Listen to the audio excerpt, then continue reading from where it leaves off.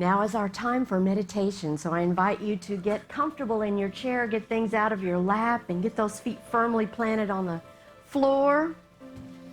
We're going to begin taking some nice deep breaths together, breathing in deeply and letting it go. Letting your body relax into the chair. There's no place you have to be, nothing you have to do. Except in our minds, you close your eyes and vision with me yourself walking through the woods.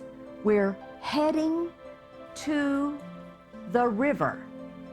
We're going on a little kayaking, canoeing trip today. And so see yourself walking through the woods, and soon there's an opening and there is the river. The kayaks and canoes are all tied up there. You are so excited about this adventure, and so we go down to and pick our vessel that we want to ride on today. And we climb in. And as we're climbing in, we're noticing to the left of us, upriver, there are lots of friends and family and things that feel comfortable and experiences that feel familiar. So we get in and we begin to paddle to the left. We begin to paddle basically against the flow of the river, which happens to be flowing to the right in the other direction. And so our arms are getting tired. We're like trying to get to where we are comfortable, but we just can't quite get there. And all of a sudden, we let go. We pull the oars in. We face the other direction in our canoe. We basically turn it around and we allow the river to carry us down the way that it wants to carry us. We let go and we go with the flow, and all of a sudden it becomes easy. There's no struggle. We're getting to enjoy seeing what's on either side. We're beginning to feel relaxed and enjoying the nature, and how different that is from trying to go upstream. So now in a bit of silence, what I'd like for you to do is just imagine that this river is your life, and your life wants to carry you to new experiences, to new ways of being. And so in the silence, just let go and see where this river carries you now in the silence.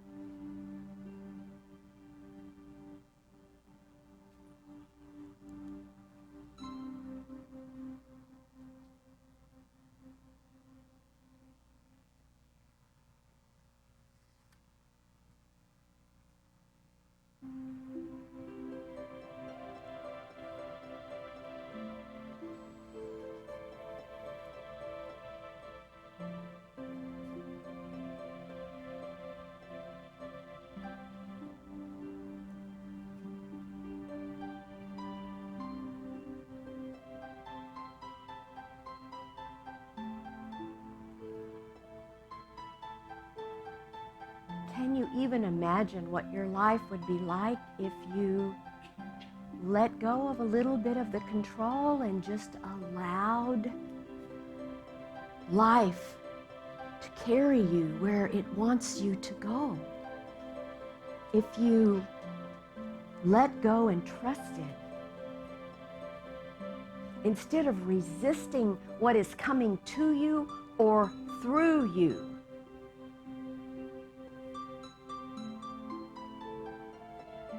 Blessing whatever it is that you're experiencing in your life in this moment. Loving it and blessing it and knowing it that it's teaching you something. that there's something that you're getting out of this experience, else you wouldn't be having it. And so we just know in our heart of hearts, God is all there is. And if God is all there is, everything is for you and nothing is against you. So you choose moment by moment. Am I with it or am I against it? And I guarantee you that if you choose to trust and allow and do your spiritual practices and let go, you will be carried on a magnificent journey when you say yes to Spirit. You will be carried and it will be easy. Your burdens will be light, lighter certainly, by your acceptance and by your allowing. And so we say, thank you, indwelling Spirit, for this sweet time of remembering how precious and special and how powerful we all are to experience love, joy, peace in our lives. How grateful we are for these teachings and for knowing who we are and why we're here. And so now we begin to bring our focus back into the room, feeling such gratitude in our hearts. We say thank you, indwelling Spirit, for this sweet little journey on the river today, knowing we can go back and visit this anytime. And so it is, and so we choose it to be. And whenever you're ready, just open those beautiful eyes.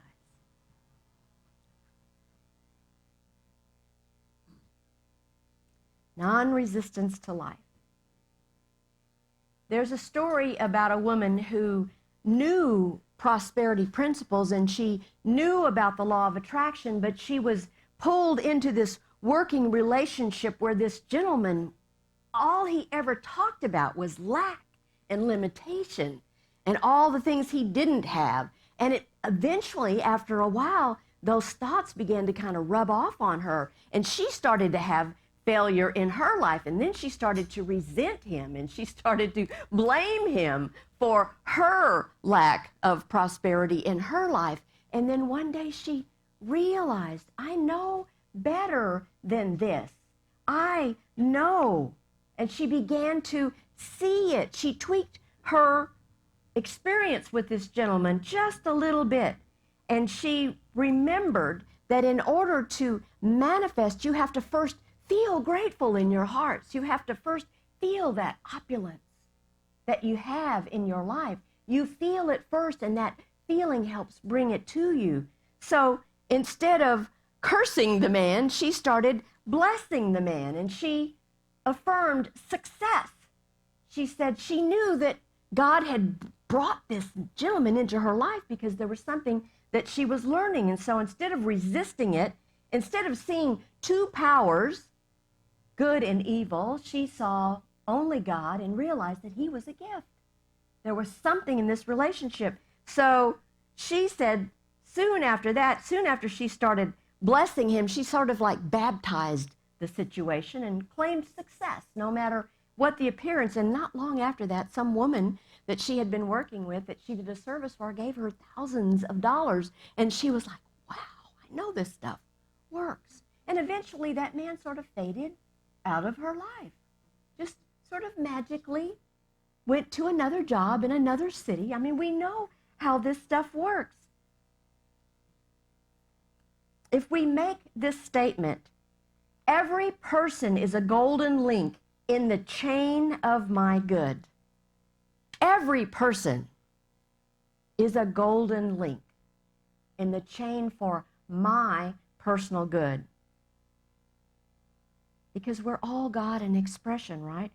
Awaiting this opportunity to serve this divine plan of our life. Isn't it more of an attitude and a perception than anything else? It's how you show up. It's consciousness.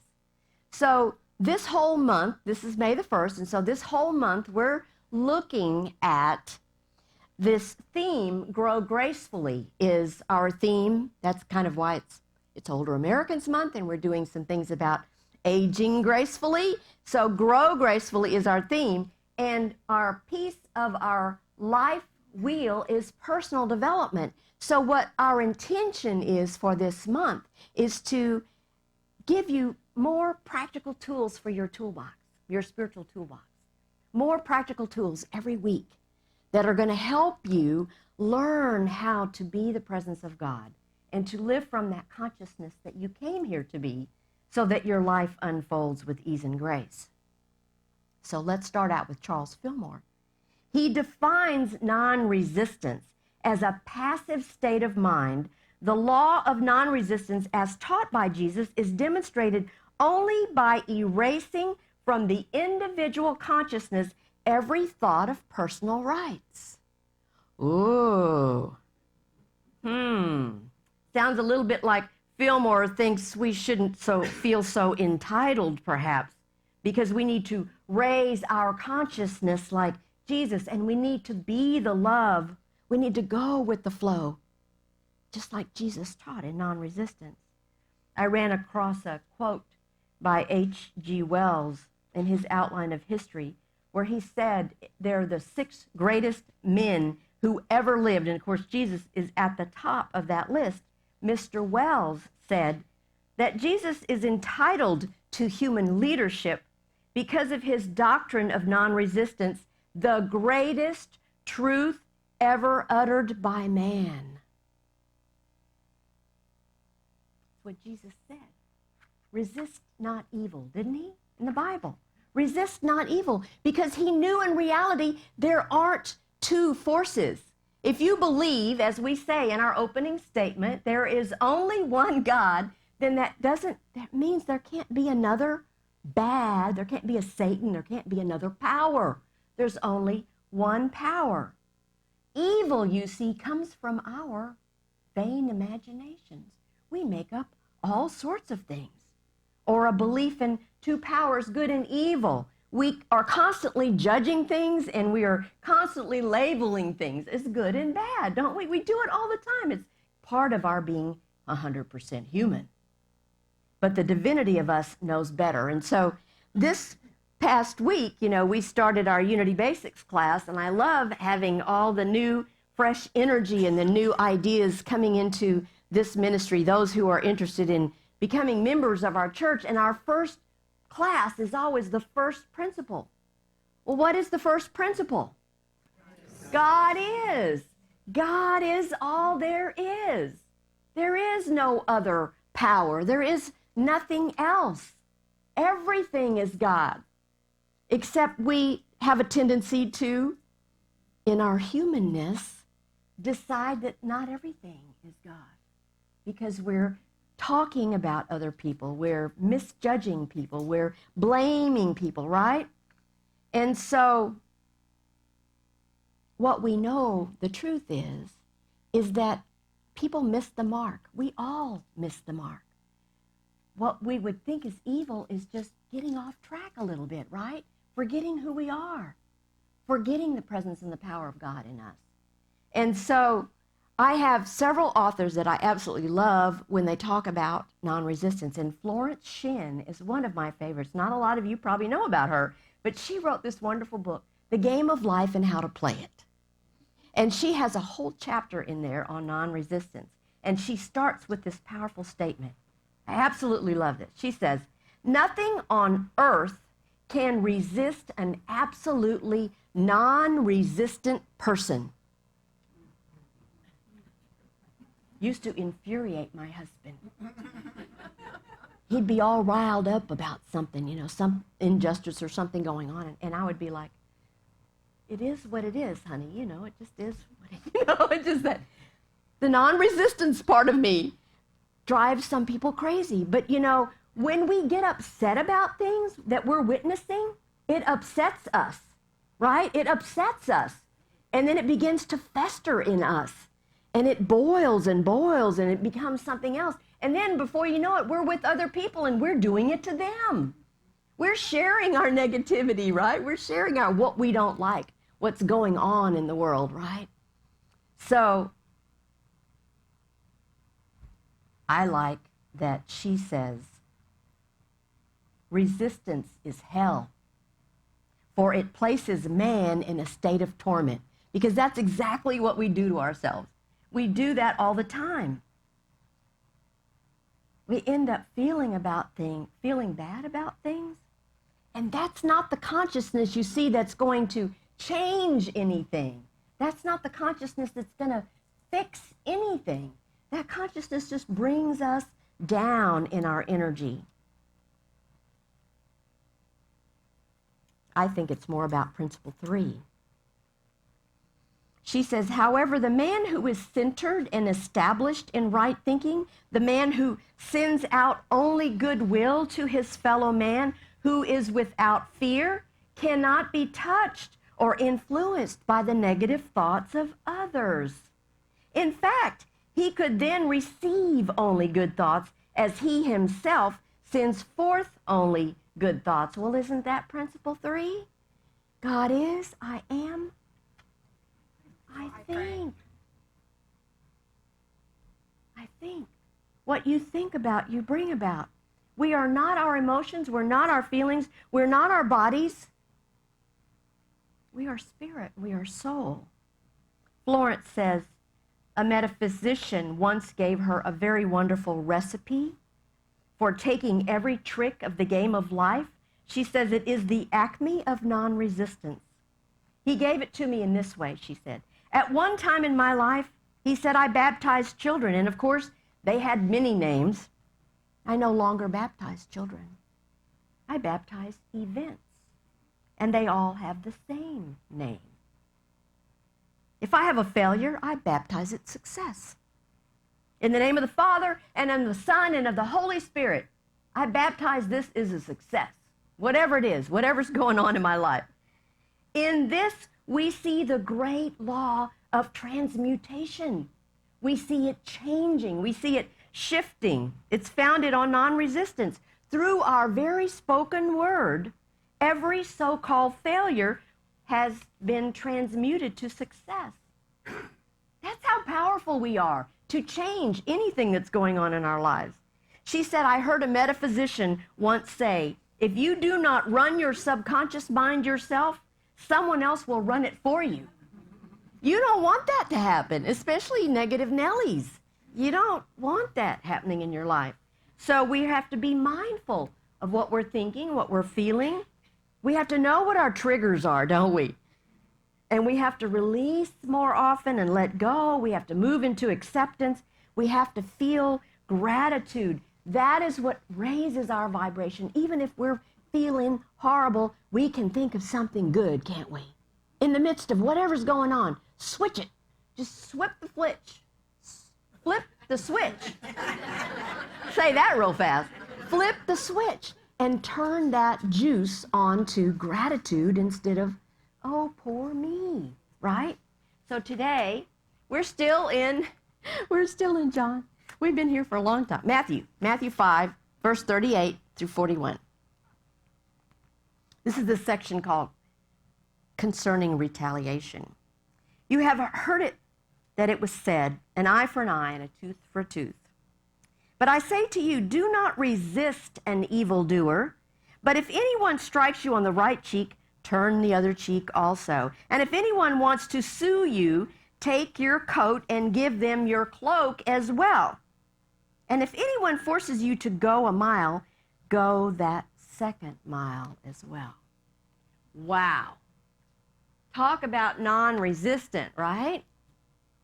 Why is non-resistance so important? Because when we're practicing it, it leaves our consciousness free of self-condemnation. When we're practicing it, when we're living from that Christed beingness within us, doesn't really matter what the future's going to bring. We don't worry about the future.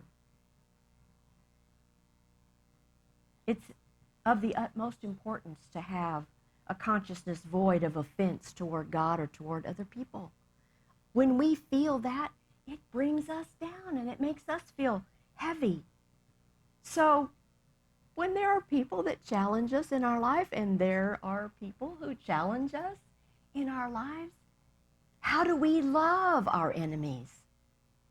We don't sit in judgment. We know the truth of who they are. We don't judge them, and then we forgive them for their bad behavior. They are missing the mark in the current event, right? Love and bless them, and I guarantee you there will be a shift. There will be a shift in them. In learning to keep our reaction to life uniform, we rise to a higher level than that sense of sense consciousness, that reality, the real life, the world that's changing around us is not the truth of us. We are absolute beings. And also we become more loving and forgiving, just as Jesus taught, when we rise above the appearance of chaos. That's why we're all here. That's why we're still here during all the stuff we've lived through, and we're still here because we're raising the consciousness of the planet. This is a true story. There was a lady, and this is some years ago. This was when Unity headquarters was on 913 Tracy, downtown Kansas City. This woman had been working in the Silent Unity department, and she got out of her car. She was heading to her car, and as she says, a thug came out from the dark and pointed a gun at her ribs and said, "Give me your purse or I'm going to plug you." And so what did this lady do? She turned around and she looked at him right in his eyes, and she said, "You cannot harm me because you're God's child and I love you." He said it again, "Give me your purse or I'm going to plug you." And she said it again, and a third time. And finally, I think he thought she must have been crazy. He just turned around and left. Turned around and left, dropped his gun and fled. Perfect example of non-resistance. Instead of going into a place of fear, she went to a place of love. Isn't that the most magnificent thing? The most magnificent example. Not a whole lot of us could have the courage to do that when somebody's got a gun right in your ribs, right? My next person that I love what he writes about non-resistance is Eric Butterworth. He says, whenever love dwells in our heart, we are a portion of the divine heart of God. Usually when we think about love, we think about it as an emotion that we feel for another person, or the lack of love that we have for a person, right? But Jesus, you see, leads us to a higher overtone of love. Love is the action of principle, Eric says, and not the plaything of human volition. Jesus explains the law of love when he cites an extremity. Ye have heard that it was said, "Thou shalt love thy neighbor and hate thine enemy. But I say to you, love your enemies and pray for them that persecute you, that you may be the sons of your Father who is in heaven." This is the key, you see, a key that's so wonderful that the possessor of it may enter into the life as Jesus knew it, may live from that place, that consciousness. The life more abundant is what Jesus lived.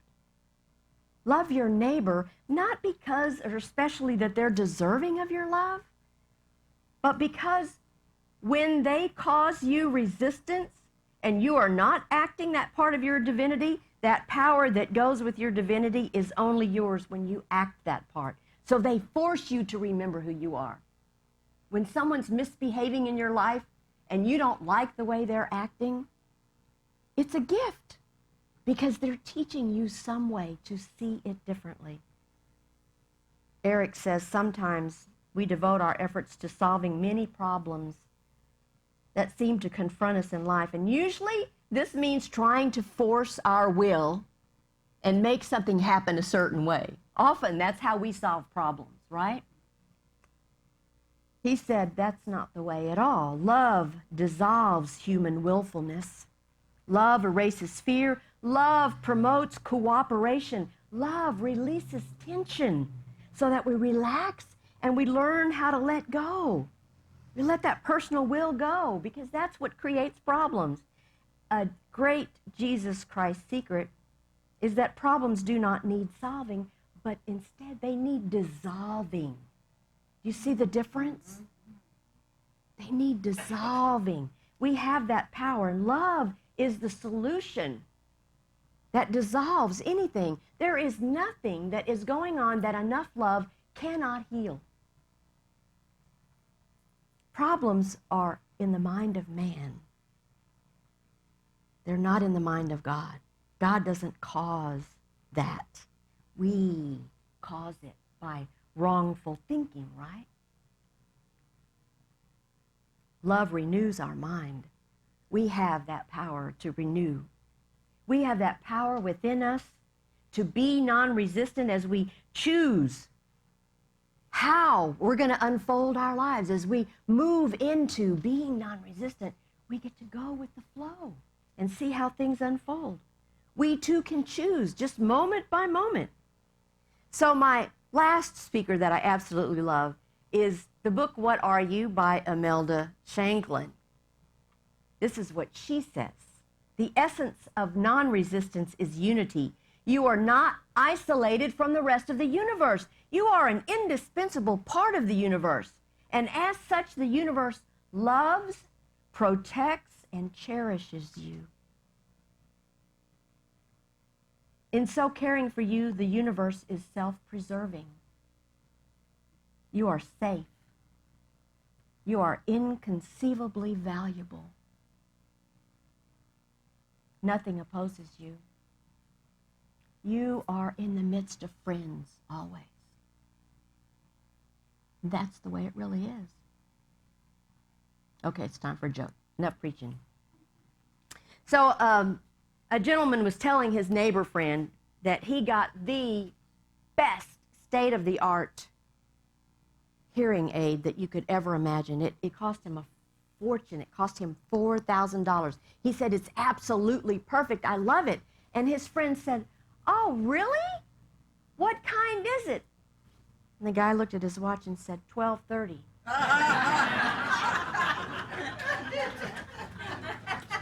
Think he wasted his money. I know, right? Some of you may have had that experience. It's a little bit too close to home for some.